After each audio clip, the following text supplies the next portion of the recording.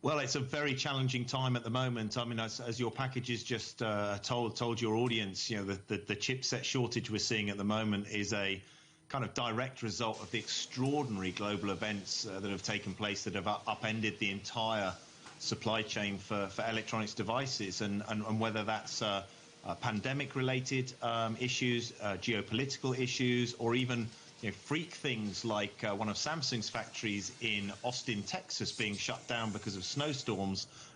It's a bit of a perfect storm when it comes to semiconductor supply, which is why governments around the world are looking to see how they can secure supply for the future.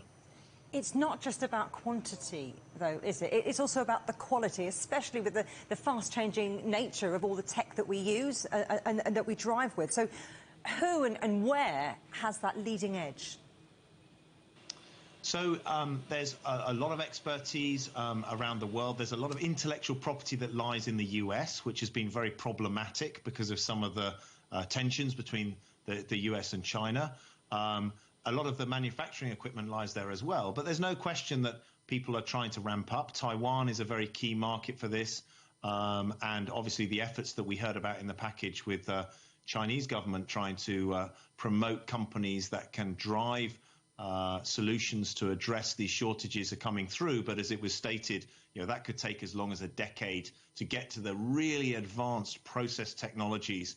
We're talking about tiny nanometer designs, which you need for the low power consumption required, not only in the cars that we heard about, but other places like mobile phones, which are also now struggling with demand. In fact, we're hearing that basically all big mobile phone makers now are starting to have trouble sourcing chips as well, and it's going to take a long time to unlock those supply constraints. And then let's hope they're not playing catch-up in terms of the sophistication of that technology. Look, you mentioned the tension between the United States and China, but they've set up this working group. In terms of collaboration, what are you expecting in terms of the impact that could have?